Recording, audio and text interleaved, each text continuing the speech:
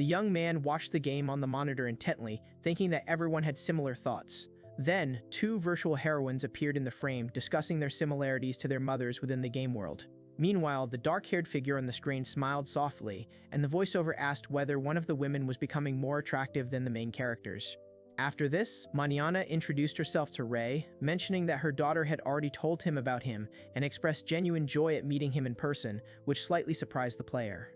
Manhwa and the gamer then engaged in a fierce sword duel, and after a tense fight, she smiled confidently as he acknowledged her superior swordsmanship. A moment later, Manhwa, still sporting a playful smile and a slight blush, called someone a naughty boy, combining teasing with a slightly embarrassed expression. Then Manhwa, tearful and tired, admitted her own mistakes, but in reality, someone's clenched hand hit the keyboard, releasing the pent-up tension. Meanwhile, the gamer was in despair, wondering why such an attractive virtual mother was destined to die, until his phone beeped with a new message from the developers. Upon receiving the notification, the young man instantly perked up, surmising that his request might have been approved and a path created where the mother characters were saved. He leaned over the table, checking the screen. However, just a second later, he angrily slammed the tabletop upon learning that the new event was once again dedicated only to the school heroines, who had already received a happy ending in the main story. Then the player, openly crying, indignantly demanded a break from the developers, wondering how much longer they would ignore mothers for the sake of teenagers. After this, the narrative shifted to Magia Fantasia, a narrative-driven academy world that combined swordplay and magic, gaining popularity for its sophisticated RPG mechanics.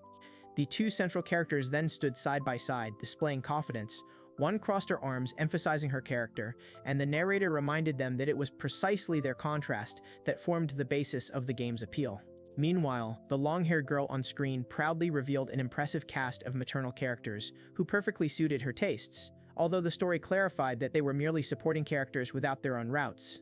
The narrator then noted that most of these women suffer horrific fates, from brutal assaults to fatal poisonings and animal attacks, which emphasized the tragic nature of their role.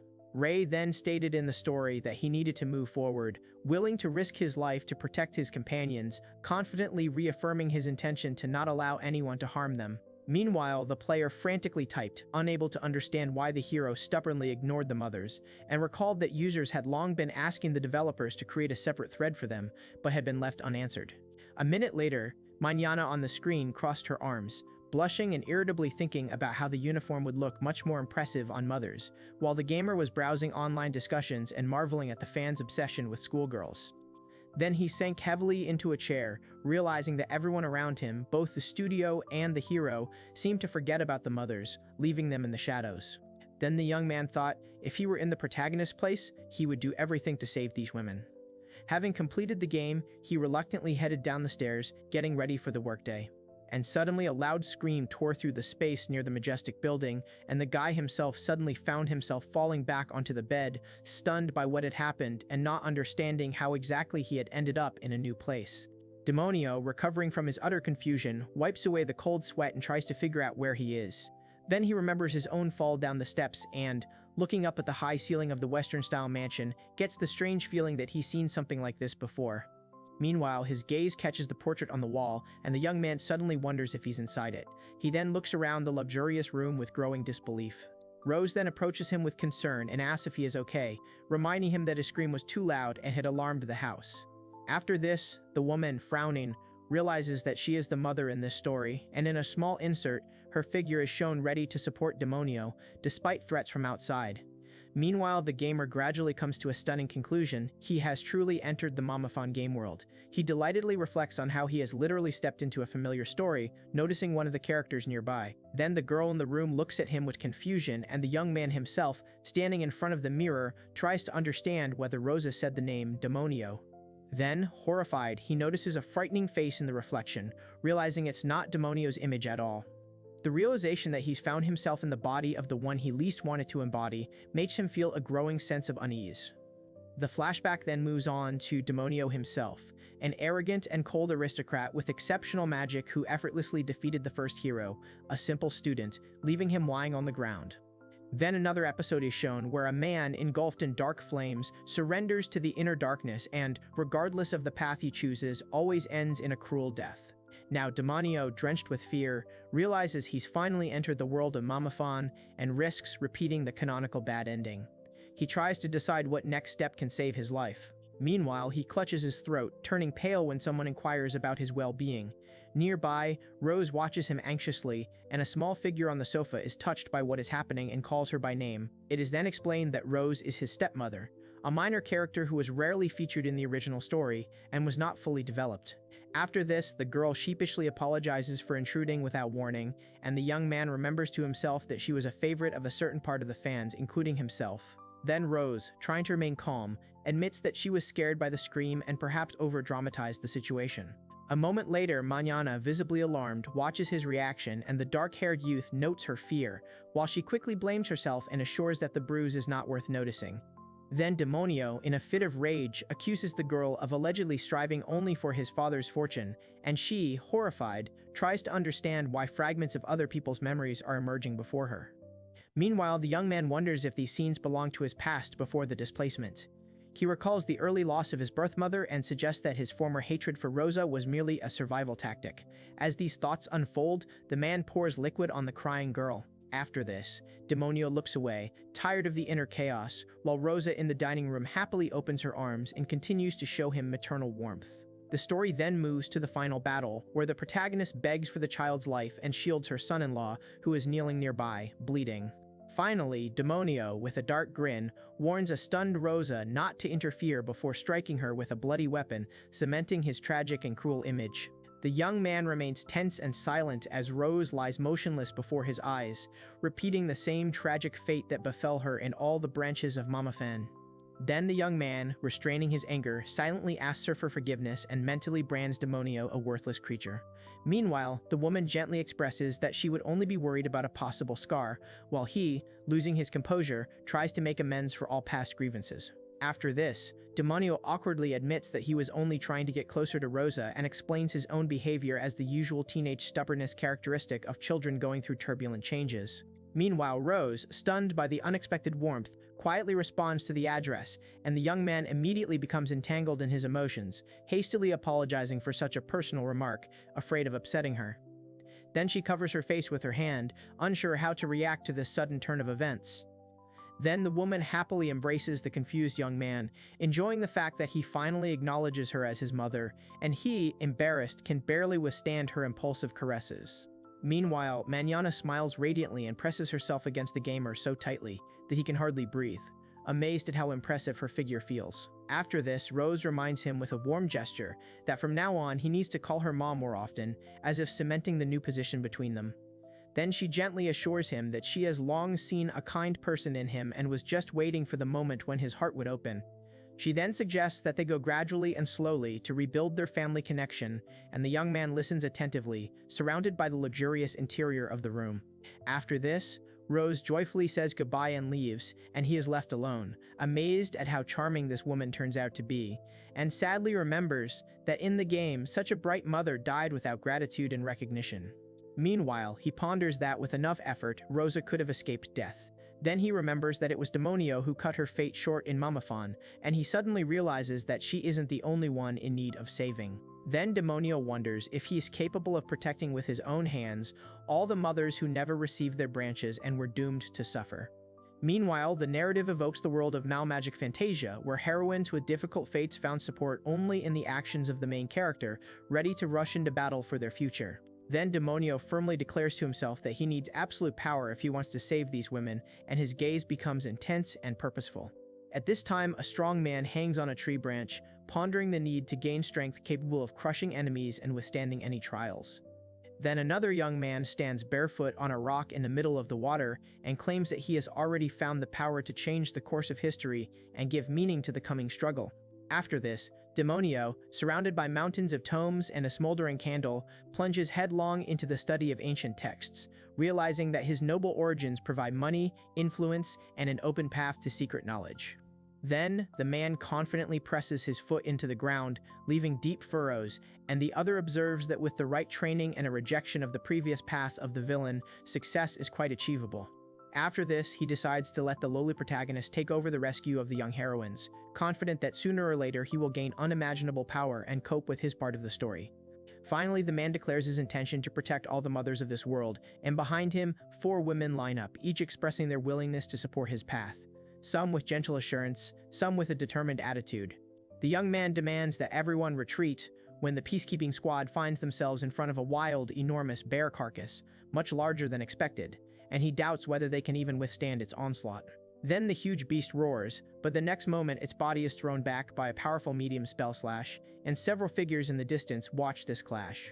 Afterwards, the three armored guards marvel at what they see. One is amazed that the master defeated the monster with one blow, the other cannot believe that he personally intervened in the fight. Meanwhile, Demonio strives to complete the task as quickly as possible, dreaming of returning home and hearing praise from Rosa, noting that 3 months have already passed since he was transferred into the body of the villainous nobleman. A majestic building appears under a gloomy sky, and the narrator notes that Lord Demonio has been acting differently lately, as he used to treat his servants like cattle. Then the girl does not hide her surprise when she hears that the Lord really did help, and the woman standing next to her calmly confirms this, while the boy nervously follows the conversation. Afterwards, 2 servants discuss how someone trains tirelessly and even helped tame the monster, and one of them admits that what is happening gives him some vague thoughts. Meanwhile, a woman with long hair stands confidently behind a seated man who announces that he has become a worthy person. As Glenn leaves the estate more and more often, his son Demonio takes over as master of the house, and in the spacious hall they come to an agreement, after which he instructs the girl to place the document in the safe. Rose then calmly exits, handing the letter to the dark-haired man who nods approvingly, while the old man in the turban silently watches their exchange. After this, the elderly man, with a sly expression, remarks to Lord Demonio that his plan is doomed to failure. Then Rose, holding the contract, carefully asks if he is sure about his decision to hand it over to her, warning that, if she wanted, she could disappear along with his fortune. The 2 men then burst into laughter, sarcastically praising her seductiveness and declaring that they would like to experience such attention themselves. Meanwhile, Rose, feeling awkward but maintaining a soft smile, appears to come from an impoverished family, while nearby, in a luxurious interior, a dark-haired man sits quietly. Afterwards, the older man tries to console the upset woman, and the narrative reminds her that, having become the second wife of the Glenn family, she endured years of humiliation and cold contempt. Then Demonio, in a rage, mentally brands someone as a pathetic person who is only after his father's money, remembering that such toxicity came from the old Demonio, even before the migration. After this, he passionately praises the maternal figure of Rose, considering her a noble, dazzling, and truly loving woman. Then the dark-haired man menacingly informs the 2 offenders that any attack on his mother deprives them of the right even to their own necks, causing a shocked Rose to ask again about the word mother, and someone nearby anxiously notices his gloomy look. The next moment, Demonio wraps dark cords around the 2 terrified men, demanding that they disappear immediately, and they choke with fear and pain, trying to escape. Finally, a scream erupts from the tower, and 2 people rush out of the massive doors. One is perplexed as to why Demonio, who had always hated his stepmother, has suddenly intervened, but the other is evasive. Rosa places her hand on her chest and asks Demonio to remain calm, reminding him of his status as the future head of the house, while he silently observes her calm. Then the young man quickly admits that he lost his temper only because he could not stand the disrespect towards her, and in the next scene his hand trembles nervously. After this, Rose hugs him with warm concern, as if wanting to calm him down, and the playful tone in which she calls him naughty makes the watching gamer widen his eyes in amazement. Meanwhile, the guy is flushed to the ears, thinking about how unexpectedly well he gets along with his stepmother, and finds himself wanting to continue this intimacy forever. In parallel, 3 women line up shoulder to shoulder, and one of them solemnly declares her mission to protect all the mothers of the world, and then the narrative moves under the crescent moon to the ruined columns, hinting at the path that Demonio may take. After this, Maniana vows to obtain the Glenn family heirloom at all costs to save her own mother, and then her gaze switches to a rare chain-bound weapon that appears in a side quest that has little impact on the main story. Meanwhile, a determined man rushes through the dungeon and talks out the route, first to the right, then to the left, then to destroy the desired statue while he searches for a rare blade. The gamer then orders the statue in the next room to be left untouched and continues along the stone corridor, where 2 gargoyle statues stand frozen under the arches. Afterwards, he leans against the cold wall, concentrating. He explains that he remembers the correct path to the very depths of the dungeon and knows how to bypass monsters with almost no collisions. Then he admits that he made a mistake again, but he still knows the game down to the last detail and, having recovered from his irritation, he goes out to the last gate, satisfied that everything is going smoothly so far. In a spacious hall with high columns, he sees a forged weapon, the Dark Blade of Despin, which amplifies black magic many times over. He then remembers that in the previous game, he used a universal weapon that enhanced every magical attribute, even if the blade was almost useless. Meanwhile, Demonio is already holding the sword in his hands and declaring that right now it suits him perfectly, and the remaining darkness around him pulsates like a shapeless funnel. Next comes the Relic's Keeper, a monster with an open mouth, reminiscent of a grotesque mask, and the goal seems simple: defeat this creature. Then Demonio squeezes the handle, assuring himself that he knows the monster's habits, and above him the silhouette of a creature with many predatory tentacles thickens. The next moment, a flash of a crushing blow shatters the stone floor, and flying debris fills the hall with a roar. Afterwards, he notes that if the shadow protection had delayed him even for a second, he would already be lying dead. But now he allows himself a short grin, acknowledging the danger of the moment. Then the guy reflects that even knowing all the game mechanics doesn't make the battle easy, especially when he can't see the enemy's health bar. Nevertheless, he internally promises to give it his all. After this, he clenches his fist, feeling an unwavering desire to protect all the mothers of this world, because it was for their sake that he decided to change the plot. And finally, he understands the guard's skin is impenetrable, resistant to both magic and weapons, so the current fight is not going well for him from the start. The dark-haired character attacks furiously, but barely manages to reach the creature clinging to the ceiling, and gradually realizes how difficult this fight is. Demonio then intensifies his attack, masterfully channeling shadows and demonstrating an innate affinity for black magic, filling his appearance with a predatory, almost demonic power. The narrative then emphasizes that such a dangerous opponent possesses exceptional precision in the management of energy and combat techniques, making his own magical precision his main weapon. Meanwhile, the dark-haired man raises his blade, preparing to strike again just as the tentacle guardian completes its swift strike, cutting off their escape route.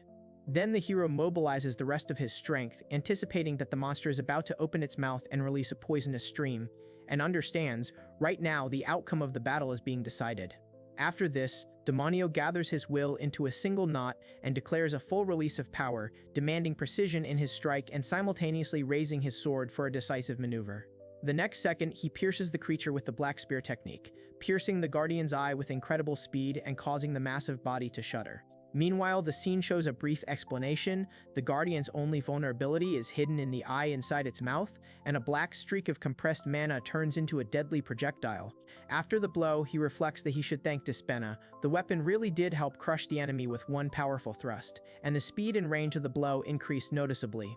Then a boy's voice joyfully asks him to wait for him, as if he sees a hero in him, and the young man proudly shows off the blade he has obtained, feeling that he is one step closer to saving his dear mother. Later, Rose hovers majestically in the air, noting that the seal on the weapon has been broken and that its new owner is too attached to his own mother, to which Demonio reacts with a shocked look and bewilderment. When he looks at Despena more closely, he realizes that he received it without any serious wounds, but along with the blade, he also received unexpected troubles that no one warned him about. After this, the gamer decides to tidy himself up, mentioning that he hasn't washed a drop of sweat off himself since his return, although the local medieval setting surprises with its atmosphere.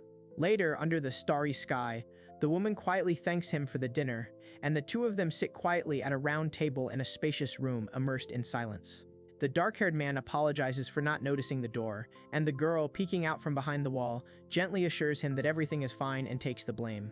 Then a boyish voice enthusiastically admires her sweet reaction, and the man notes to himself how attractive her modesty is, especially after such an awkward but successful moment. She then sheepishly admits that she considers herself no longer young, and doubts that anyone was pleased to see her in confusion. The young man thinks that this self-criticism is only part of her charm.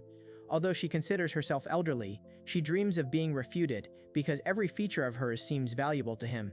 After this, Demonio calmly says that she does not look old at all, and is much more attractive than most young girls, and she responds with a slight smile, calling him a great flatterer.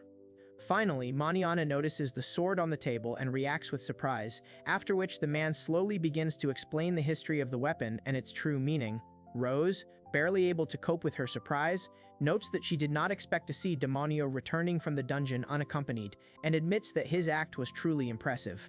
Then the young man smiles awkwardly, reminding her that this place is considered one of the most difficult, and his interlocutor calmly confirms that she heard about similar tests a long time ago. The narrative then recounts the dark infamy of the Blade of Despain, a cursed weapon so dangerous that the former heads of the Tridal family were forced to seal it away for fear of its destructive power. Meanwhile, the girl with the bouncy curls assures the dark-haired young man that her explanation is completely consistent with the game's knowledge, but someone's restrained voice still advises him to be more careful. Rose adds to this an ancient legend about a demonic blade that seems to have a will of its own and brings misfortune to those who displease it.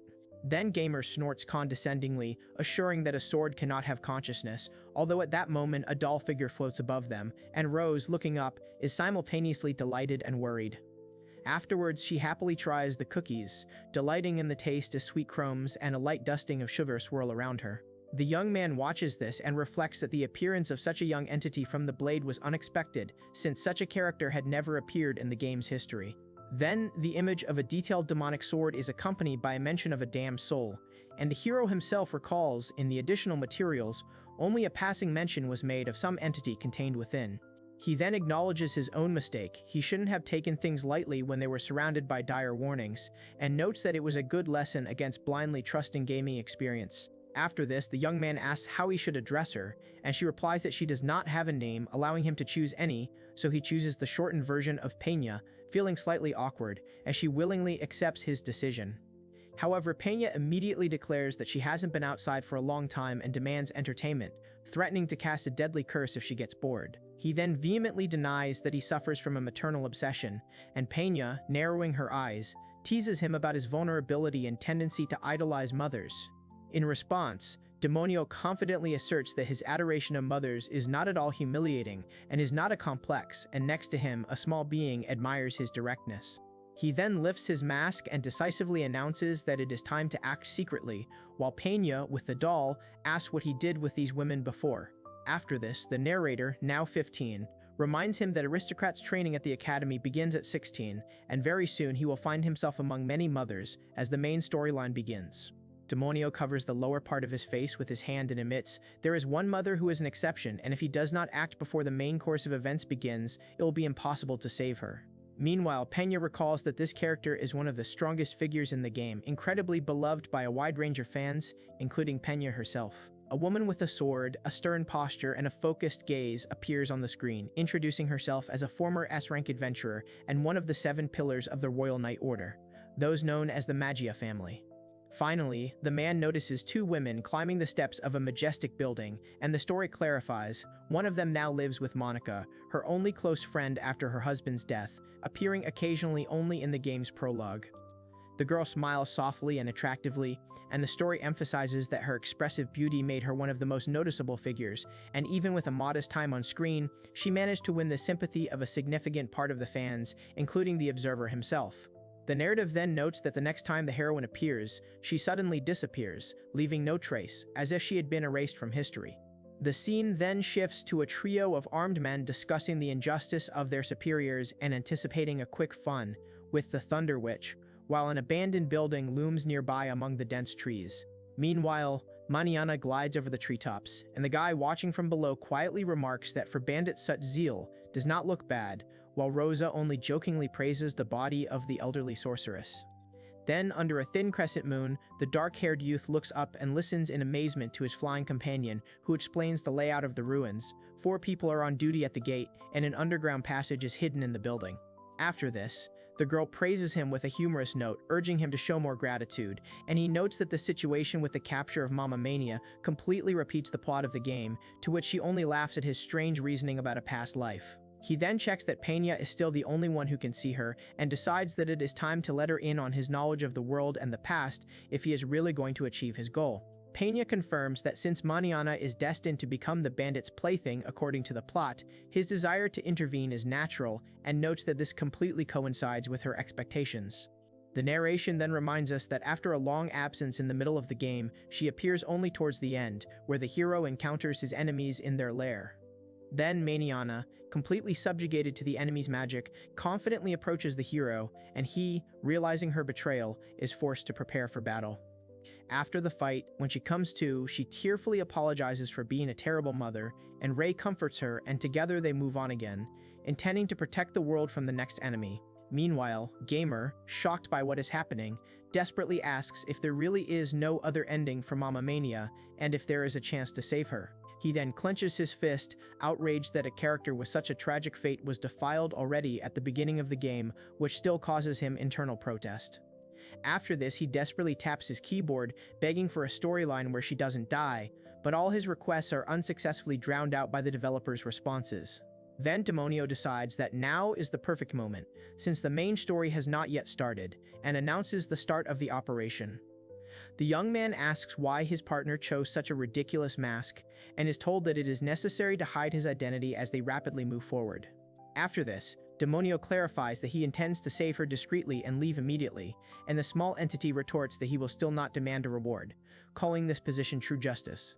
The dark-haired boy then watches the four figures around the fire, confirming Pina's words about the guard placement, and muses that as long as Mama Mania is happy, nothing else matters, though someone nearby finds his confidence both noble and frightening.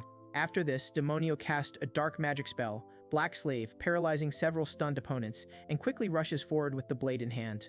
Finally, Maniana is amazed to note that Gamer uses fundamental magic with astonishing power and perfect flow of energy for such a young age, making him a dangerously skilled sorcerer. Under the night sky, Demonio praises his mentor, but he only brushes it off, calling his opponents mere pawns, and then both decide to move on to the underground complex.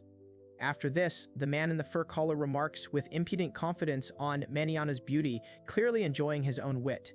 Meanwhile, in the dungeon, one figure lies motionless, while another approaches, thinking that what is happening still puzzles him. The girl then asks why such an experienced warrior ended up in the hands of simple bandits, and her question sounds especially poignant given everything she saw. The dark-haired youth then explains that the enemy faction's leadership had set a trap in advance, entrusting their henchmen with the humiliating part of the plan for reasons that are deeper than they seem. After this, the man with a nasty grin asserts that the plan must go exactly this way, assuring that only their gang has the right to break the will of a strong and noble woman. Meanwhile, Mamafan's lead writer, Onikichi Ujima, emphasizes that he intended for Maniana to fall to the lowly old men, considering this to be an important idea. Then Demonio calmly admits that the author prefers obscene scenes to logical narrative, to which Maniana only blinks in confusion, not understanding such logic. After this, the strongman explains that the collar suppresses magic and blocks the body's enhancement, and the woman listens carefully, understanding why Maniana was so vulnerable. Meanwhile, the two men discuss their permission to do whatever they want with the captive, provided that she remains alive, and one of them nervously tries to joke in a hopeless situation. Then another woman recalls how she dreamed of becoming a strong mother, capable of protecting her daughter and earning her respect, standing at the grave with the baby by her side. After this, her thoughts again return to the past, when the royal knights clung to old prejudices, and she had to endure humiliation because of her origin. Then Demonio, blocking her path with a massive blade, creates an obstacle for her, but the girl easily overcomes it thanks to her own skills and perseverance. Then Maniana remembers the nights when, holding her daughter's hand, she endured loneliness, pain, and insults without a single groan, just so that she would grow up safe. Meanwhile, Rose, pressed against the wall, thinks that she has already survived many trials, but now the fear of the surrounding scoundrels again squeezes her chest. Then she sees a dark-haired swordsman appear in the passage, and while she is stunned, one of the bandits in a trembling voice demands to know who he is. After this, the young man dodges a powerful kick from an opponent with feathers, another one attacks with curses, and the two beaten ones watch the chaos, lying on the stone floor. Meanwhile, he shouts that the fugitive is hiding with an important thing, and rushes down the corridor after him, not wanting to miss his target. Then a swift blow whistles through the air, the man steps on the round sphere, and the dark figure falls back, clutching his head in sharp pain. And finally, one of those sitting on the floor nervously insists that they are not guilty of anything and were only following orders, while a silhouette in dark clothing with a blade demands to know who is in front of him. The man, in a panic, hands over the cursed artifact, assuring her that it will completely block the woman's powers and prevent her from using magic. After this, another person falls to his knees, holding out a bag and begging for mercy, while an armed man stands nearby, and a small piglet cowers in fear at their feet. Meanwhile, Maniana, making a deliberately grotesque face, tells someone to talk about the miserable life of a third-class beggar, and then the player, blushing to the roots of his hair, nervously thinks that now he can do with her whatever he wants, and she freezes in surprise. With his next move, Demonio unleashes a furious sword strike, sending his opponent flying. He cries out in pain, and the young man himself, gritting his teeth, carries out the attack to the end. He then angrily tells the offender that he is a scumbag and treats women like commodities, clutching a small bomb in his glove, growing heavy with his own anger. After this, the girl asks if he looked even a little hesitant, to which the young man sharply replies that nothing like that happened and could not happen. He then asks if she was harmed, and she calmly claims that she is safe, while the figure standing nearby is shocked to realize that it is the real Mama Mania in front of him. Maniana, blushing slightly and wiping away beads of sweat, carefully asks who the stranger is. Meanwhile, Demonio covers his face with his hand, declaring that his name is not worth paying attention to, and that he is just a man who has lost his head from a strong feeling, while a small figure in a miniature form nearby waves his arms indignantly. After this, he suddenly lifts the girl into the air, causing her to scream, and Maniana blushes and shyly tries to find words, struck by such an intimate gesture. Meanwhile, the companion tells the young man to hold on tight as they rush down a long, vaulted corridor towards a dark passage leading deeper into the dungeon. Then he leans over someone, shielding them with his body, and thinks about the cost to the other person of trying to keep him alive. After this, Demonio supports the weakened girl, who is complaining of a fever in her body, and directs her to the tent, telling her to lie down and recover. He convinces her that she is now safe, and she decides that after she falls asleep, she will find the right moment to disappear quietly and unnoticed. Meanwhile, another character reflects on the severe emotional wound he is experiencing, feeling as if his heart is being squeezed with pain. Maniana then attacks with a shining blade, and the player acknowledges that her skill is immense, as she fully lives up to her title as one of the 7 magicians. She then unleashes a lightning hammer strike, sending a wave of power crashing into the ground, and watches as the powerful strike creates a gigantic shockwave. Maniana then notes that he used shadow spears instead of a thunder rod, admiring his skill with alternative techniques. After this, Demonio talks about the ancient Triddle family, famous for having raised outstanding bearers of shadow magic over the centuries. Finally, the narrative reminds us that Demonio, the heir to the family, although he possesses exceptional magical abilities, behaves like a classic aristocrat, arrogant, ruthless towards commoners, and arouses fear and rejection in those around him. Demonio sat on the throne with the confidence of a young genius, whom many called a demon, although up close it became clear that his seriousness and inner tension did not at all coincide with others' ideas. Then Maniana faced her opponent in a fierce duel, sensing in his blade a firm determination to grow and become stronger, as well as an extraordinary sincerity that permeated every movement. Meanwhile, she was anxiously repeating that she must not remember something important, while Demonio was preparing to strike, and the watching youth understood that such an opportunity could not be missed. After this, the confident woman noted the precision of the shadowbind technique when the blade pierced the ground so neatly that it was immediately clear that she was facing a master of the dark arts. Rose explained that this technique delays movements due to the influence of shadows, although against an experienced fighter of Maniana's level, this only partially works. Then Maniana felt as if her right leg was rooted to the ground and realized that she could not move an inch, which left her surprised and with irritated bewilderment. After this, Demonio noticed that concentrating the force in one point greatly increases the effect, while dispersing it over an area makes the bond significantly weaker, demonstrating the difference in the approach to magical pressure. Rose watched from the sidelines and couldn't hide her admiration for how the young man controlled energy. His precision amazed her far more than she expected. Meanwhile, Maniana watched as the spiraling magical attack swirled through the air and caught herself thinking that such pressure was coming from a person who had decided to break through to the heart of someone close to him. Then Demonio brought down a powerful charge from above, causing the figure below to flinch in surprise, and from close up it was visible how the nerves clenched his hand until his knuckles turned white. Then Maniana watched from the side as the young man, sitting on the grass, admitted that he had failed, although a confident grin flitted across his face, as if the defeat was only a step forward. She then admitted that she had been completely outplayed by a 15-year-old boy, and this admission filled her with a mixture of pride and a determination that was difficult for her. Meanwhile, the entity hovering nearby noted his enormous potential and tenacity, realizing that in the future he would become a force to be reckoned with. Rose also thought about it and wondered out loud how powerful he could become if his abilities were fully revealed, and there was a confident curiosity in her voice. After this, the young man admitted that his heart was pounding so hard that he could barely maintain concentration, and his fair-haired companion whispered that the fight had not been easy for him, and immediately clarified what exactly he had been fighting with. Maniana then noted that his magical abilities were impressive, but at the same time pointed out many areas where the technique needed to be refined, encouraging diligent practice. Then she began to think about how she could make up for her past mistakes in front of him, feeling a slight tremor in her stomach as if something important was approaching. Then Maniana smiled softly and promised to train him seriously without any concessions, intending to take his abilities to the next level. She then insisted that he call her mentor, and the young man, slightly embarrassed, suggested Master Mania, while Rose quietly remarked that it sounded unnecessarily cumbersome. After this, Maniana, with a slight hesitation, admitted that she had long wanted to say the Order of Knights should not know that she had taken on an apprentice, otherwise she would have to account for every step, and she did not need any extra bureaucracy. Rosa remarked with a playful smile that, in a pinch, she could become Demonio's wife, laughing lightly at her own thoughts and watching his reaction. Then the young man, carried away by the unexpected turn of events, took her hands firmly, and his companion, slightly embarrassed, admitted that she had only teased him, fearing to look useless because of her age.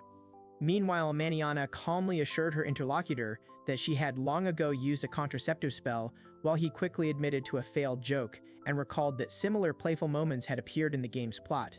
After this, Demonio tried to regain his composure, while Rosa, turning away, tried to comprehend what was happening and at the same time could barely contain her surprise. Then Maniana wondered if the love potion had completely left her system, feeling her cheeks heat up and her thoughts become anxious and heavy. At the same time, the narrative emphasized that Mania secretly took the place of the mistress of the main estate of the Tridal family, which stunned those who did not expect such a denouement. After this, one girl asked her companion to remain silent, and he confidently promised that he would not let her down, while the other woman noted that nothing else could be expected from Sir Demonio, since she had long recognized his natural talent. Meanwhile, the young beauty carefully cut the flower, and the observer quietly noted her grace, confident that Demonio would be delighted to have such a mentor. Then Demonio, focused and tense, vowed to endure any trials for the sake of his dear mothers, while Rosa watched him from behind. She nervously pointed out that the flow of magic near his chest was slightly disrupted, after which he extended his hand to her, inviting her to try and sense his mana directly. Meanwhile, above the majestic building under the cloudy sky, one figure reminded another not to lose concentration, and the companion assured that this was just training and there was nothing to be afraid of. An hour before, two silhouettes stood on the rocky shore, and a naked youth, gathering strength, sharply cried out in pain, squeezing his hand as if he was holding back the energy that was bursting out. He then punched his fist furiously through the rock wall, shattering the rock into pieces, and stood among the rubble, while the observer commented that he was finally beginning to feel the rhythm of his body. After this, Maniana reminded her student that the foundation of magical combat begins with strengthening the body, calling this principle the secret core of any master. The young man confirmed that Mama Mania had become his mentor, and she listened calmly, standing among the stones, as if nature itself supported her words. Then he attacked with his sword, and she remained calm, and the young man noted that her manner of teaching was patient and strict, not at all like the expressiveness he expected. After that, Maniana suddenly threw out her leg in a counterattack, while the naked student rushed forward at full speed, and she thought that she had encountered many shadow users, but this was the first time she had encountered such talent. Meanwhile, she watched the fight, realizing that not only did he have unrivaled control over his own shadow, but he also absorbed her instructions on fencing and graceful movements almost without delay. She then admitted that she had been weaker in her younger years, and now she looked at him as a frighteningly gifted student, while below, two young men watched the training intently. Finally, Maniana stood behind the young man, insisting that he use his core muscles, explaining that she would now direct a flow of her mana into his body, as this dangerous but quick method would significantly accelerate the growth of his powers. Maniana leaned slightly toward the young man, allowing a soft smile to soften her face, and warned that such an exercise might be too sensual for him. Then Demonia flushed and admitted with tense frankness that the touch of her breasts threw him off balance more than any attack. Meanwhile, the mentor noted with slight mockery that such a trifle would not move him, and he carefully added that opponents were capable of using charms to disrupt concentration. After this, Demonio grabbed his student from behind, focusing on the pace of the training and convincing himself to keep his attention on the technique and not on the temptation. Then the guy could barely keep his mind clear, while the girl, overwhelmed with sensations, admitted that she could no longer withstand such tension. Meanwhile, Maniana felt a slight shudder run through her body and a burning desire rise uncontrollably from within, while Demonio forced himself to dissolve into the void in order to maintain self-control. After this, Maniana herself wondered what exactly the two exhausted bodies were doing among the scattered stones, barely able to stay on their feet after such a strange workout. After some time, the two walked towards the massive door, and the mentor reflected that their connection had strengthened. But it was too early to relax, after all. By avoiding the death of Mama Maniana, he had only postponed the danger. Meanwhile, the gamer sat at the table arguing that he now had to become stronger because the changed plot would go its own way, and Maniana asked in surprise whether he was listening to Demonio's words.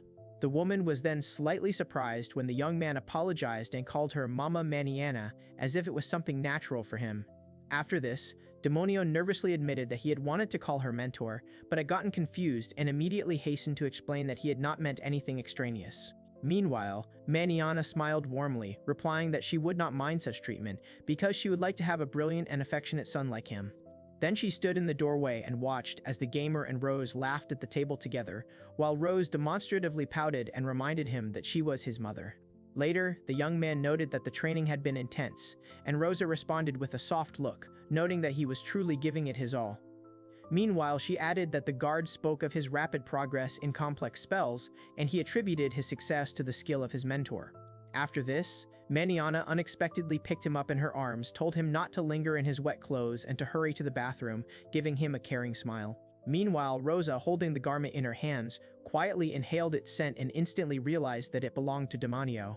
Then she caught the scent of not only a man but another woman, and she squeezed her fingers, feeling the heavy undertone of mature, rich femininity. Later, she asked the mentor to rub her back, and the gamer dubiously asked where exactly this conditional section began, while the three of them were relaxing in a hot spring. Finally, Maniana, clutching her sword, demanded that the student who had fallen to the ground rise, asking whether this was really the limit of his will and strength, remembering her great and formidable master. The devoted stepmother calmly explained that the food she prepared would become part of the young man's body, emphasizing the care with which she treated his strength and future victories. Meanwhile, Maniana trained with him under a spreading tree, first supporting him while he channeled energy, then watching him stretch, and later they moved on to sparring through the changing seasons, ending with the moment when he summoned a dark weapon and she reached out to him. The monstrous creature then, with its mouth wide open, latched onto the dragon-like beast, tearing it apart with furious bites, while the high-heeled figure calmly watched the brutal fight. Then, Demonio announced his departure, turning to the two dear women as the carriage approached the entrance to the academy and the shadow of the gate fell on the ground. Afterwards, both mentors warmly reminded him to take care of himself and not to overexert himself at the academy, emphasizing how sincerely they cared for his well-being. Meanwhile, the young man, without hiding his excitement, admitted that he would miss them, and behind him, two women responded with bright smiles, while the other two watched from the side more calmly but with no less warmth. Later, he sat in the carriage in silence, reflecting on the imminent beginning of the difficult path to the academy, and realizing that the fate of his dear mothers was about to begin to unfold in its former tragic direction. Soon, a dark-haired, predatory figure firmly declared that he intended to turn everything upside down, as if challenging the world itself. Then the gaze shifted to the majestic Noblessa, the magic academy in the capital of preparation, considered one of the strongest schools in the country. Later, the new students gathered in a huge hall, where the voice of the Master of Ceremonies solemnly congratulated them on their admission to the elite academy, where the most outstanding heirs of the nobility and the crown are trained. The teacher reminded everyone that the entrance exams had changed this year and had become significantly more difficult, and therefore everyone would have to take an exam to be assigned to a class. Meanwhile, the young man concentrated on the written part, while the girl next to him struggled forward. Then the scene changed to a magical test where his spell shattered the crystal, stunning the watching girl. After this, in the practical discipline, Demonio attacked with such fury that his opponent flew back, complaining of pain. In response, the other youth used a medium fire discharge, declaring that he would not yield as the eldest son of a noble family. Demonio then released advanced black magic, forming a blazing stream, causing the two men nearby to be amazed to notice the similarity to the combat technique of the knightly order. Meanwhile, the girl, barely catching her breath, realized that she had heard about his talent, but had no idea how strong he really was, and repeated to herself that his power was frighteningly high. Demonio later learned that his reputation as a boy genius and demon had already been firmly established due to his brilliant results and his origins in an influential family. Then he, confident and calm, appeared in an abandoned place, where Maniana asked in bewilderment why he had come there, and he only straightened his collar, hiding his thoughts. Later, the young man joyfully shouted out their names, announcing that he had taken first place in the exam, and in the next panel a silhouette could be seen, frozen at the door. After this, the women exchanged warm congratulations. One praised the student, The other called him a son, and both drank tea with beaming faces. Finally, Maniana, holding the doll, gently asked to return home if something serious happened, and Rosa, settling down with a cup, remarked that she had long wanted to visit the academy and make sure that everything was okay with her daughter. The young man quietly decided to give it his all and, after a brief pause, nodded to himself as if making an internal mark of readiness. After this, Demonio seriously thought about how Mama Fon's story was finally entering a real plot stage, but immediately noted with irritation that he was assigned to Class C, which seemed strange given his results. Meanwhile, the two students were discussing their own failures. One was lamenting the fact that he had been placed in Class D, and the other was anxiously wondering about his family's reaction, while the dark-haired figure calmly walked away down the hallway. Then Demonio told his companion that the academy operated a strict meritocracy, with the entire class divided into grades from A to E, based on knowledge and academic performance. After this, he explained that each student can change classes depending on their performance, since the older groups receive better conditions, while the lower ones are forced to make do with modest premises, so everyone strives to move up. Meanwhile, the narrative clarified that in the game, Demonio was the absolute leader of the ratings, while the current gamer was trying hard to convince himself that he was not planning anything dangerous, and the playful spirit doubted what kind of chaos he was actually capable of causing. The young man admitted that he intended to partially follow the game script, but would not allow himself to become an outcast and ruin his own trajectory, and the spirit approved of his cautious approach. Later, he walked down a long corridor thinking about how he had deliberately slowed down during exams to avoid attracting unnecessary attention and maintain the image of a calm aristocrat, which reminded him of the hidden mode of the game. Meanwhile, he continued to think about how he had lived in this body for a year already, and a spirit nearby mockingly noted that he still took first place, despite his attempts to restrain himself, and called him an incorrigible tempter of fate. After grueling training, the young man felt his dormant abilities gradually awaken as he delivered a powerful blow to an invisible opponent, testing the limits of his increased strength. However, he understood perfectly well that it was too early to relax, because he needed even more power to turn the predetermined plot of the game upside down and change the sad fates of the mothers. Meanwhile, two students discussed the unexpected entry of a commoner into the academy, and the narrator acknowledged with alarm that the presence of this person raised many questions. They went on to talk about a man who had been next to one of them during the exam, noting that he looked dangerous, but it remained unclear how competent he really was. Then the dark-haired youth confidently explained that the swordsman, although he belonged to Class E and was not capable of using magic, had amazing skills in wielding a blade. Meanwhile, Headmistress Siguro, comfortably seated in her chair, told the girl in front of her that there were quite a few curious students this year, especially two who stood out from the crowd. They discussed the students. One was called a demon of the traitor clan for his perfect exams, and the other was a commoner without magic, whose talents were revealed only in combat. The woman with long hair noted that she refers disruptive and wayward students to the senior mentor for review, while her colleague confidently replied that dealing with them is not at all difficult. Then Maniana decided to take matters into her own hands, believing that it was she who should instill the academic code into these stubborn people in order to make them obedient. Meanwhile, the dark-haired boy was talking about Demonio, who had become the topic of discussion, and the red-haired student was admitting that the last thing he wanted was to incur his wrath, while two girls were listening to their conversation nearby. Finally, Demonio stood with his arms crossed, radiating a frightening confidence, and the narrator recalled rumors about how he had supposedly punished a servant so cruelly that his entire house could have been crushed by his will. Demonio looked thoughtful, remembering the hostility he received even in the capital, while nearby, a playful spirit teased him for the abundance of ill-wishers, and one of the passing students politely addressed him as Sir. Afterwards, two students sheepishly admitted that they had admired him for a long time and were happy to be in the same class with him. Then one of them suggested practicing together after school, and he warned them not to try to catch him out with a sudden challenge. Meanwhile, Maniana reflected on the fact that people were drawn to the young man not only out of fear of his reputation, but also out of a desire to get closer to him, which revealed a much more complex side of his new life.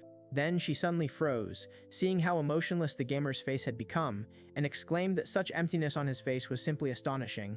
After this, the woman noted that the young man was completely uninterested in the young female students, and soon the gamer and Rosa approached the guy, and he calmly invited everyone to take their seats while the classroom filled with noise. Then a dull thud echoed throughout the room. Someone hit the floor with a stick with all his might, demanding silence and order.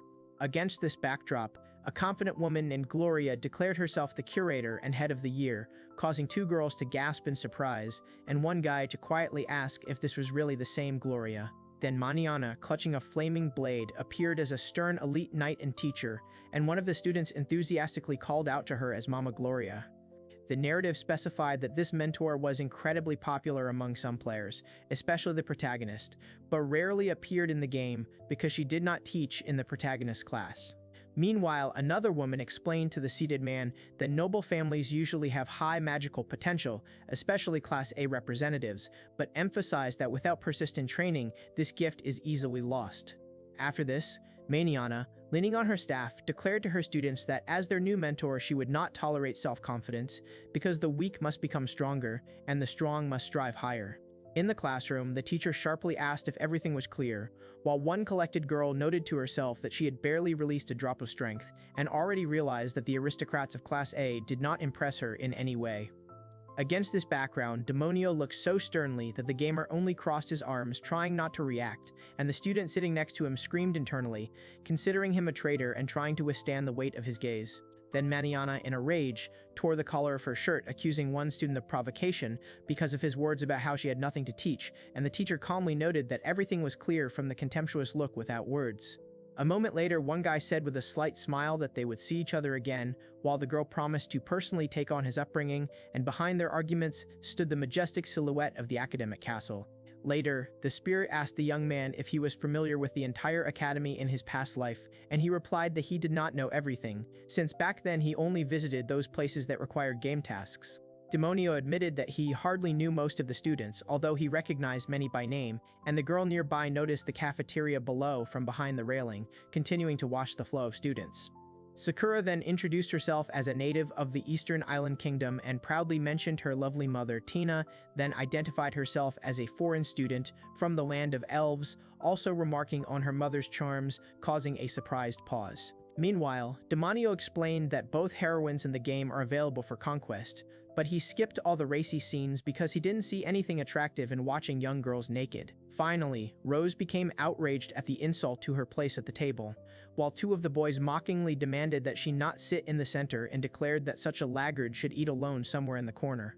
Maniana immediately recognized Rebecca as one of Mama Fawn's key characters and gradually began to piece together an important detail in her mind, while a man nearby mentioned that he hadn't had a chance to try it himself yet. After this, the fair-haired student categorically expressed dissatisfaction with the waste of food, and the dark-haired guy flared up with sharp irritation, mentally branding him as that very lolicon hero. Then Demonio sensed someone approaching, and immediately after that, the girl inquired about another young man who was introduced as Ray Brave, the central character of the original game. Demonio then angrily called the newcomer a dangerous lolicon upstart, but the little girl only blinked in confusion, while the men in formal suits dismissively told him not to bully him, calling him a low-born student of Class E. The red-haired boy then mockingly ridiculed the dark-haired boy, claiming that he was incapable of using magic and remained a worthless commoner, and the boy only silently clenched his fist, holding back his emotions. The narrative then reminded him that Ray was a hero without magic, relying only on his blade. At that moment, Ray himself calmly declared that it didn't matter. After this, Demonio noted to himself that, although he talked a lot, his magic would soon awaken, and meanwhile the gamer passionately assured that he would rise to the top of the academy even without a magical gift, proving that outsiders are capable of surpassing geniuses. Then the story clarified again. The descendant of the legendary hero will learn an ancient spell, accessible only to a select few, and someone nearby wondered what was happening to him. Against this backdrop, a frame from the game flashed, showing Demonio dying painfully and humiliatingly, and two observers discussed how Ray would ultimately be the one to save the world, completely agreeing with this prospect. Meanwhile, Demonio was considering the need to change his strategy, not to antagonize the protagonist, but to build a peaceful relationship, since in future battles he would become an indispensable ally against dangerous enemies. However, he still clenched his hand, realizing that he was unable to forgive one person, even if reason told him to act differently. Meanwhile, somewhere, Maniana felt sad, imagining that, upon returning home, she would be left completely alone, while another character looked at the screen, where a line about the emptiness of the night flickered. The next moment, the gamer faced a choice: go to the dorm or stay next to her until dawn, doubting and wiping sweat from his forehead. Then there was an angry bang. The dark-haired guy was furiously asking why everything had turned out this way, and a heavy fist fell on the roof nearby, shaking the structure. After this, Demonio firmly decided to limit contact with the protagonist, believing that his excessive loli charm could undermine his mental balance, and the spirit nearby squealed in displeasure. Then the boy in the suit calmly adjusted his sleeve while the others pursued the offender, and the girl praised his composure and he quietly clarified what exactly had confused her. The man then explained that he felt a powerful wave of aggression nearby, as if someone had snapped and directed their irritation at him, and the dark-haired guy tensed up again, assessing the threat. The narrative noted that, if events proceed as per the game's canon, the protagonist would soon meet several young heroines and gradually strengthen ties with them, while Rei himself was already racing through the streets. Then Maniana raised her staff vigorously and asked the audience about their knowledge of the spell, and from a distant row, a confident student's voice volunteered to answer, which caused her genuine surprise. In conclusion, the dark-haired girl confidently explained the structure of Julius's school spells, demonstrating a deep understanding of the theory, and the red-haired student sheepishly admitted that he, too, was trying to study properly. Manhwa reflected on how the gamer had mercilessly lowered her stats to level 1, yet had behaved diligently and even enthusiastically in class, and after a short pause he enthusiastically took on the next task. Meanwhile, the young man was cheerfully mentioning that Mama Gloria's classes seemed incredibly fascinating to him, while the girl next to him was seething with indignation and demanding that Demonio explain what game he was playing, reproaching him for betrayal. The next moment made him think about his own plans. Becoming a brawler, despised by everyone, was part of his strategy, but deviating too much from the canon could make all his previous experience useless, and he nervously tried to find a balance between the logic of the game and the new reality. After this, the girl with the sticking out strands of hair awkwardly introduced two neighbors, one with straight bangs and the other with soft curls, calling them Carol and Mina, emphasizing that they both studied with her. Then the dark-haired seniors sternly warned the first years that they would not get away with spilling coffee on Greg's shoes, while the girl desperately assured them that they had already apologized properly. Soon the pale-eyed boy coldly assured the frightened student that she had nothing to fear if she was obedient, but no one was allowed to be insolent, since violating his requirements could cost her expulsion, and he said this with iron confidence. Nearby, two observers were discussing another student who was bullying first years, noting that his parents probably regularly covered for his antics, while the bully himself held two girls by the collars. Then Demonio stopped at the window, and someone nearby asked if he was going to intervene, and another guy pointed out that, after all, these girls were his peers and classmates who now needed help. With his next movement, he quickly pushed off from the floor, assuring himself that he had to become a son that his dear mothers would be proud of, and the gamer, watching from the side, chuckled, reminding him that he didn't only save adult women, although one of the women admitted that she had little interest in young people, hinting at something else. Demonio then landed swiftly in front of the confused couple. The man and woman in the background screamed at his sudden appearance, and the woman tried to call out to him, as if fearing the outcome of the situation. After this, two students, with horror, recognized him as the best first year, the very same demon from the traitor family, which immediately added tension to the surrounding area. He noticed the approaching third years from Class A and couldn't help but think of the academic hierarchy, but his classmates quietly told him not to panic, reminding him that despite his talent, he was still a newbie. The narrative further emphasized that in the original game he dealt with any upperclassman who crossed him, which quickly made him an odious figure within the first few months of his studies. At that moment, the young man cautiously apologized to the older students, and the red-haired student turned around, surprised by such modesty, before responding. Then, Demonio calmly explained that the girls were his classmates and offered to take the blame himself, compensating for the damage, diverting the conversation away from them, while both girls watched excitedly, and a man nearby grinned with feigned self-confidence. Then, in the next panel, Demonio resolutely declared to himself that he would not be an arrogant villain, and if he had to bow his head, he would do so, while his students, discussing him behind his back, cynically reasoned that such humility would earn him points, calling him a coward while simultaneously believing that this was precisely how he should behave. However, suddenly the blonde man unleashed a powerful kick, causing the dark-haired man to stagger and lose his footing, while the attacker smirked, clearly enjoying the situation. Then the girl next to him gasped, covering her mouth, and another student quietly muttered that defeating the best first year would bring great glory to the attacker, while a third looked sympathetically at the possible victim.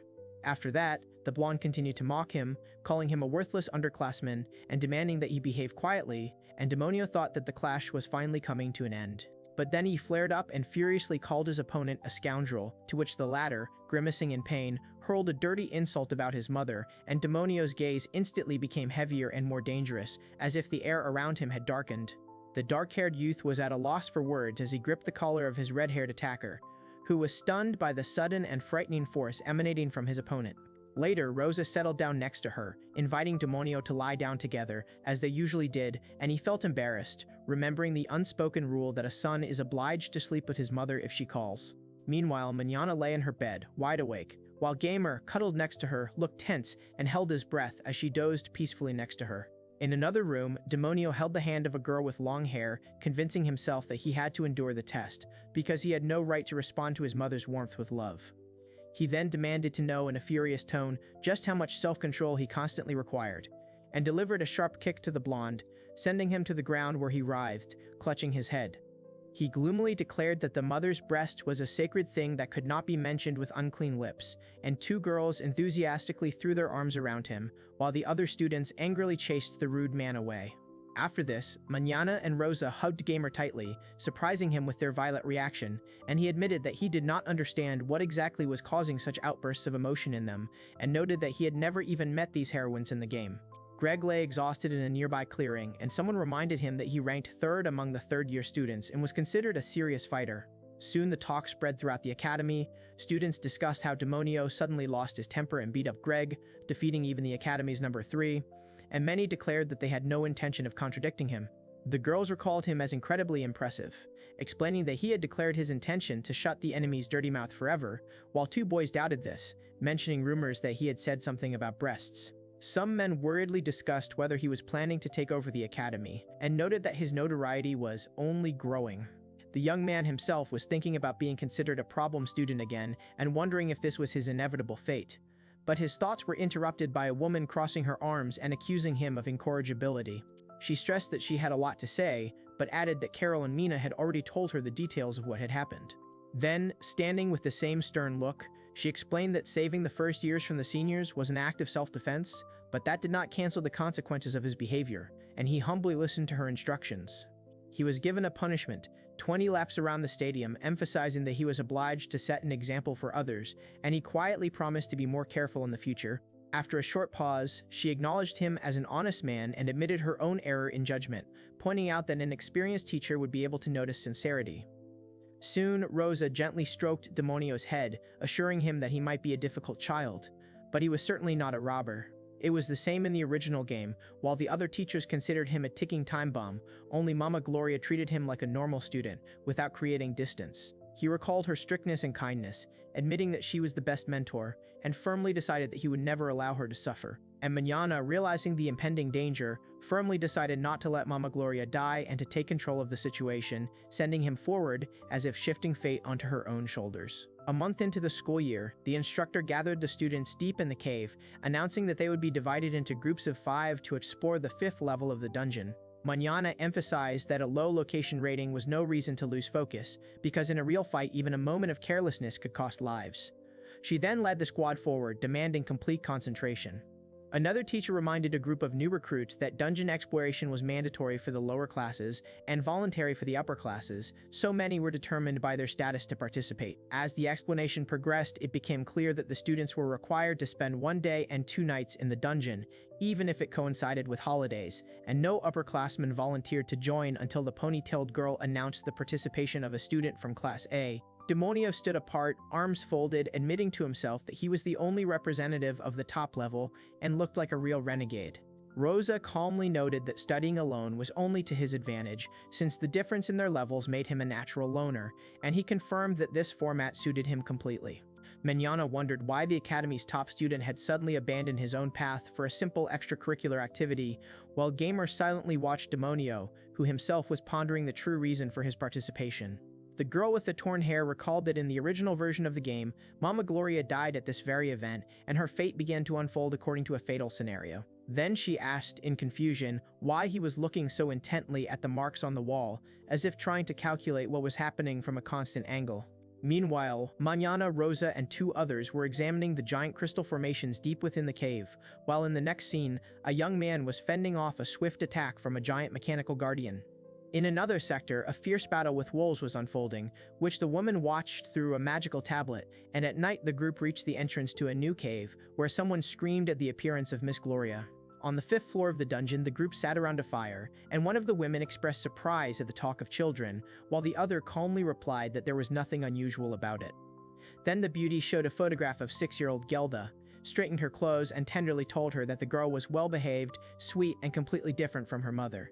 The girl with 2 ponytails listened in surprise to the blonde man, who admitted that he had been so busy with work lately that he was almost never at home. Manhwa admitted that she most often shifts the care of her daughter onto the servants and thereby makes the girl suffer, realizing that she has no one but herself, but is still forced to put up with loneliness.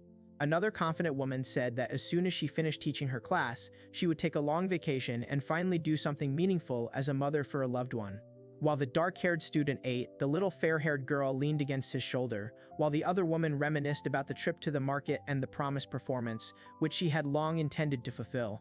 One of the girls anxiously admitted that she could not determine the source of the sensation, but clearly felt someone's death approaching. The young man recalled how Mama Gloria was able to create fatal flags not only in the game, but also in reality, reflecting simultaneously on workaholism and unfulfilled promises to his family. When the group soon came under attack, the narrative reminded them that the enemy's target was the Mamafan heroines, each bearing their own bloodline and secret powers, while the enemy leaders were already preparing a full-scale assault on the dungeon the following day. The woman confidently declared that she would sort it out herself, ordering the others to leave, while the man at the monitor recalled the funeral, where little Gelda could not stop sobbing in front of her mother's coffin. After that, he firmly decided to save her at any cost and destroy the meaningless, hackneyed death flags that invariably led to tragedy. Meanwhile, the girl sighed with relief, looking forward to her upcoming bath, and the young man merely gave an absent-minded while the other thought that following the original plot would help them anticipate enemies, although skipping the extracurricular assignment would make surveillance significantly more difficult.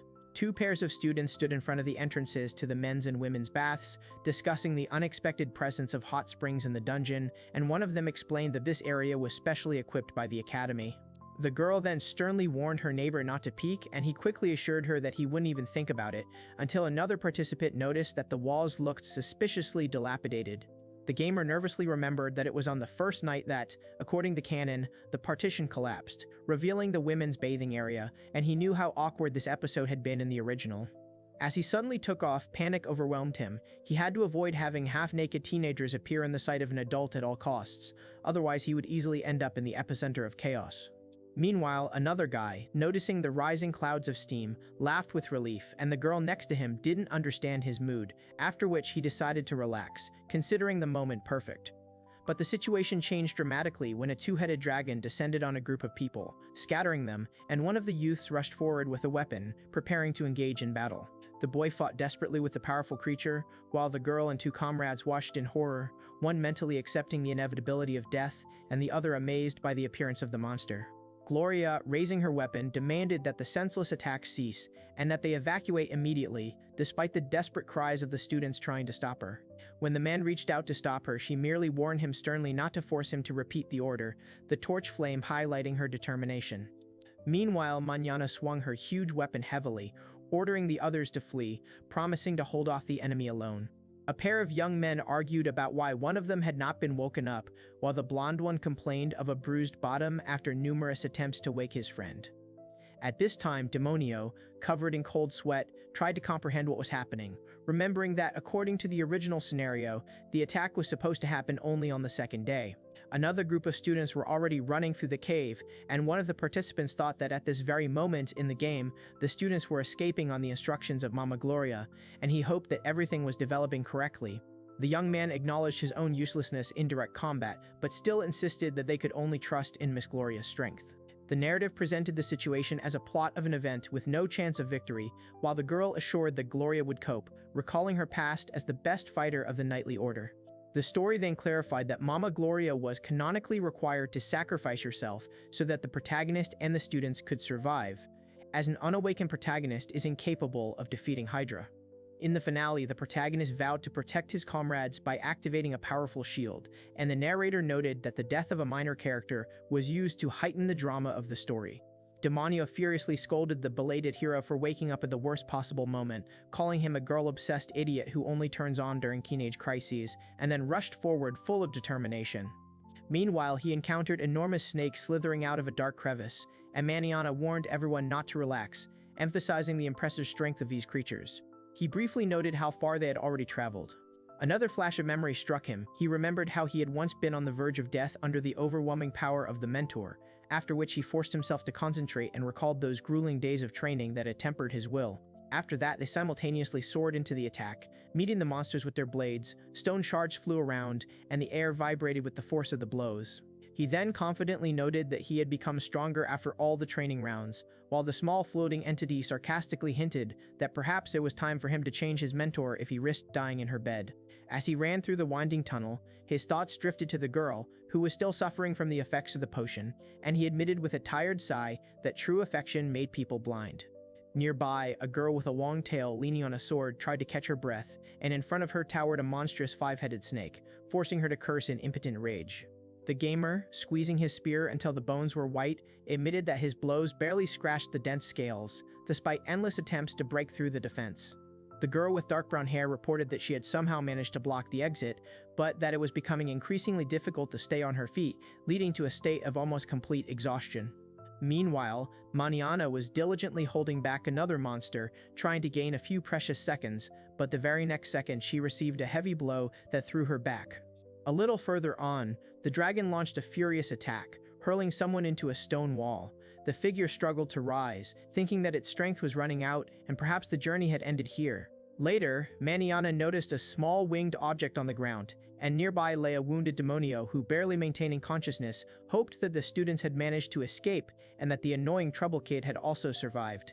The story transports the reader back in time to a time when an irresponsible marriage, arranged by the parents, ended with the husband fleeing after the collapse of the family business, leaving the daughter and the debts on the woman's shoulders.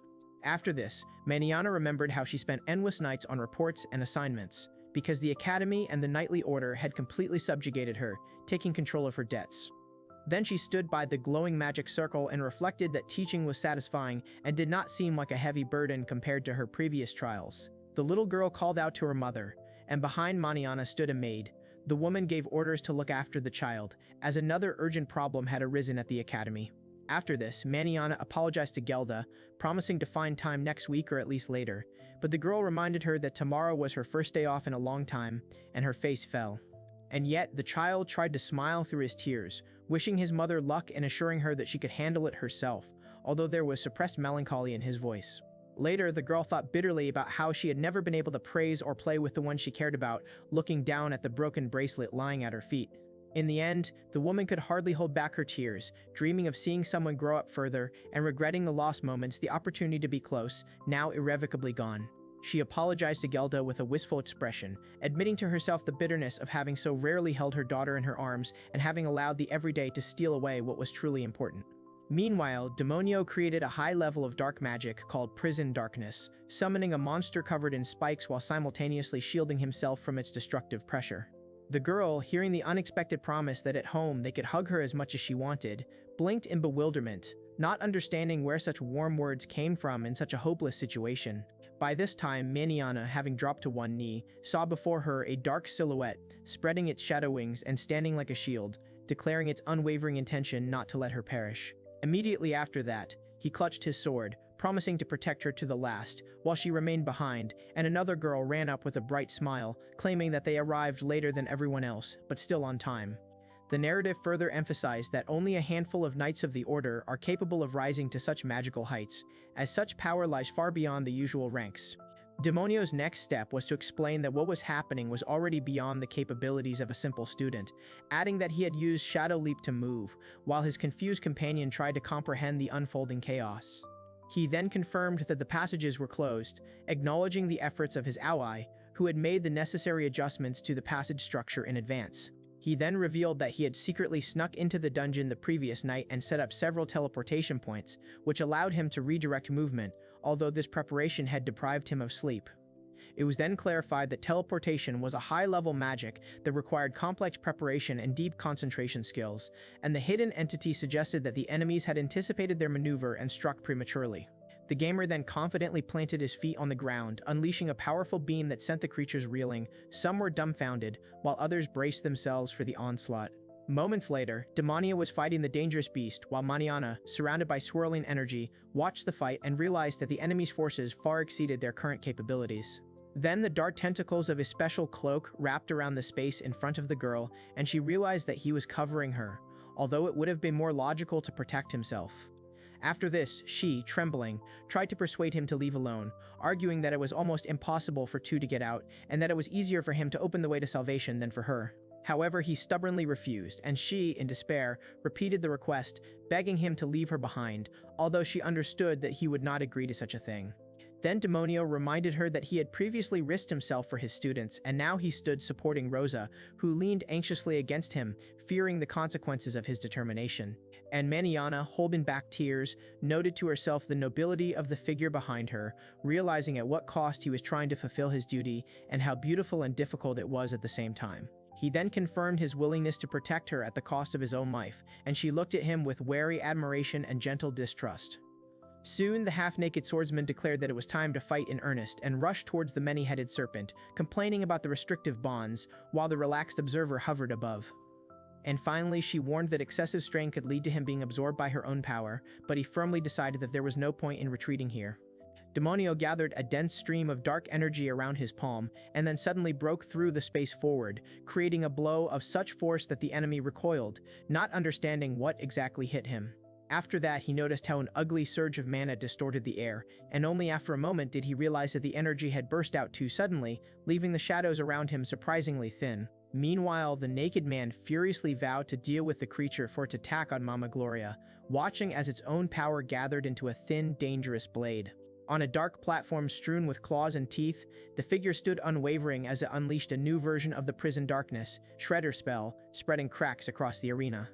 At the same time, Maniana assessed what had happened, noting that the enemy had used a high-level spell, adding an unusual structure to it, while nearby, a gamer silently watched the events unfold without interfering.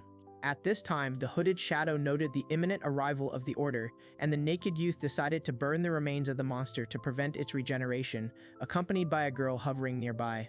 The next step of the hidden observer was to acknowledge the Hydra's defeat as surprising, as it should not have fallen from the efforts of one person, but he still considered it prudent to retreat, although he had initially intended to only watch from the sidelines.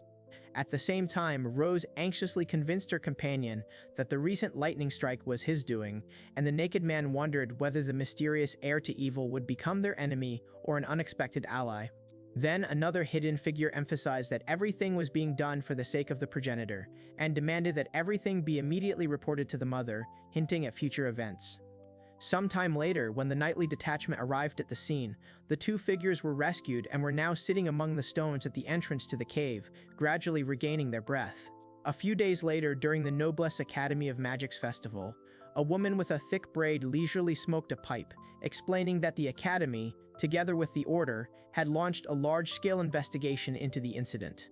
At the same time, a recovered Mama Gloria came to express her gratitude to the young man, who was surprised by her visit, and they discussed whether Hydra had truly fallen thanks to their combined efforts, or whether he had dealt the final blow. He assured her that the students and the teacher herself were out of danger, and that was enough, while another woman recalled how her daughter hugged her tightly after the treatment. Maniana, with a soft smile and sparkling eyes, admitted to herself how grateful she was for the chance to survive, and how close she had come to abandoning her own daughter for the sake of service.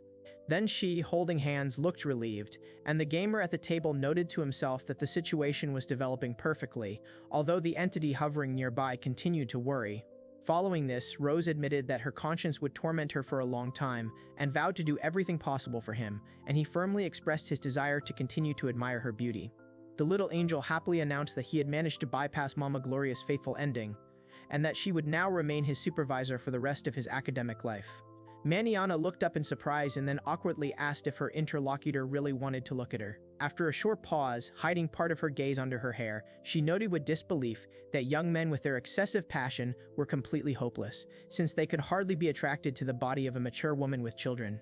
Meanwhile, Demonio calmly poured tea, emphasizing that she was obliged to obey her savior, and the stunned gamer sat at a loss on the other side of the table, not knowing how to react.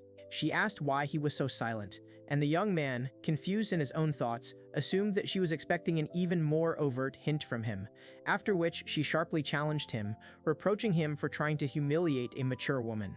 Then, the dark-haired boy irritably threw aside the insult, calling someone a pervert, but admitted that he was not capable of contradicting the person who saved his life, no matter how much it offended him. After this, Demonio, trembling with emotion, emerged, and a tiny creature hovered nearby, sincerely thanking him. Then the scene smoothly shifted to a spacious house, where a warm voice expressed gratitude. Meanwhile, in the office of the headmistress of the Noblesse Academy, a woman with flaxen hair announced that starting next week, she would begin processing the issue of a guest lecturer. Maniana calmly agreed, considering what was happening a lucky chance, and noting that she had long been concerned about the fate of the academy as its unofficial guardian. Then she smiled and wondered what period exactly she was talking about, and arose with a cigarette in her fingers, said that the unruly stallion had finally become an adult. In another room, someone sat at a table thinking about how his daughter would soon reach 16 and enter adulthood, and how he himself had received a noble title and the title of one of the 7 magic. 2 weeks had passed since the incident in the dungeon, and at Noblesse Academy, 2 boys were discussing Ray, a peasant from Class E who had no magic at all. A nearby blonde girl reminded him that he was the one who made a huge contribution to the previous situation, while the guy in the suit explained that Ray fought the monsters and ensured the safe escape of all the students. A little later, they told how Ray defeated the creatures blocking the way, allowing the others to escape without injury while they stood behind him. A couple of students walked down the hallway discussing Ray's growing reputation, and one dreamed of fighting alongside him, but Ray himself only modestly denied his merits. Meanwhile, the slug brought alarming news. Slimes capable of dissolving only clothing fabric had escaped from the research building, and they reacted strangely only to women's clothing. Soon, shadows suddenly enveloped Maniana and Rosa, causing the former to become wary, and a crowd of boys was gathered nearby, causing one of the characters to tell them to turn away and not stare. Demonio, calmly sipping his tea, informed the young woman that it was not appropriate to show skin in public, and offered to cover her up so she could change, while the 2 girls watched with a respectful glint in their eyes. After this, Maniana noticed the girls running out the door and commented on the strange, but in its own way noble, awkwardness emanating from the young man, while the gamer at the table reflected that the others clearly misunderstood his actions. Later, the 2 men discussed Demonio's growing reputation, recalling his exploits in the battle with the Hydra and the duel with Gloria, and one of them allowed that perhaps the dark-haired student wasn't so bad after all. The group soon received an announcement about a practical lesson that would be taught today by Gloria herself, who had escaped her sad fate and returned to her duties. Maniana then warmly greeted those gathered, while downstairs they discussed her new teaching status and mentioned that her daughter was in Class B. The 4 men looked up to see 2 women waving from the top of the stairs. One of them suddenly froze, as if she had seen something unexpected, and Demonio, holding the heart-shaped object in his hands, blushed deeply and admitted through tears that he was incredibly happy, while the miniature version of Maniana noted that such a thing had never happened in his life before. Maniana smiled softly and warned that the workload would be intense, so everyone should prepare in advance, otherwise the training would quickly exhaust them. A woman nearby noted that casting a high-level spell required not only concentration, but also the ability to draw a powerful flow of mana from deep within the body while holding the blade in a combat stance.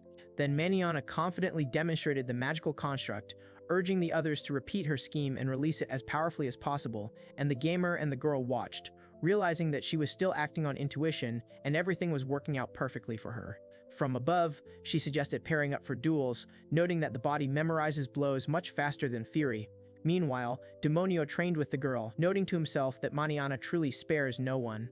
After that, she began to think about her charge, considering her a natural fighter who became strong solely due to continuous fighting, while the gamer claimed that this had always been her natural gift.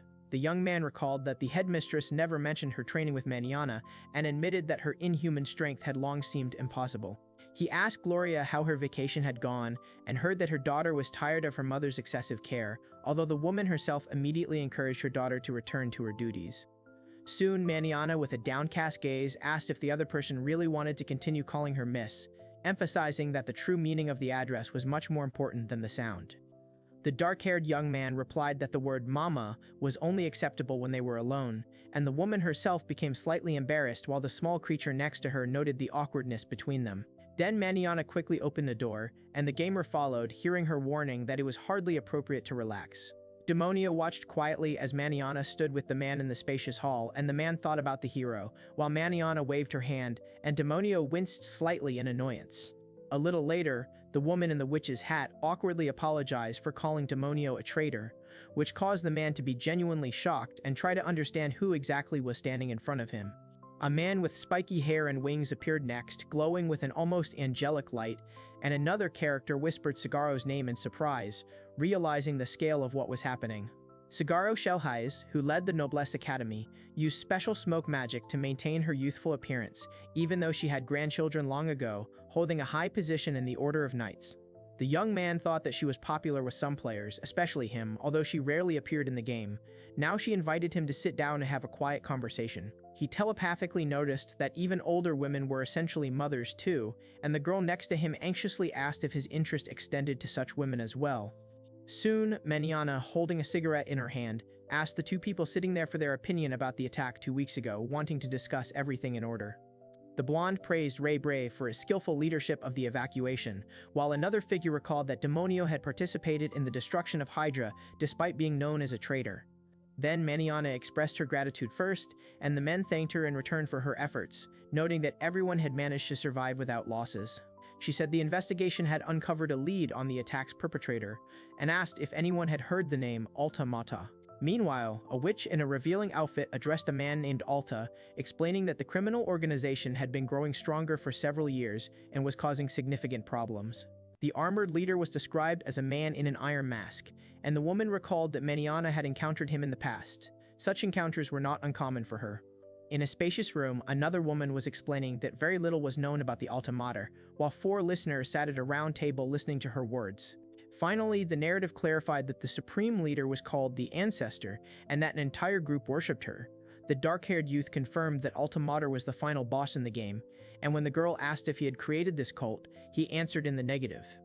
Finally, the man in the business suit reminded them that the academy wasn't going to let the students off the hook, and then the story revealed details. Demonio's spell had once brought him under control mid-story, intertwining with a multitude of incidents.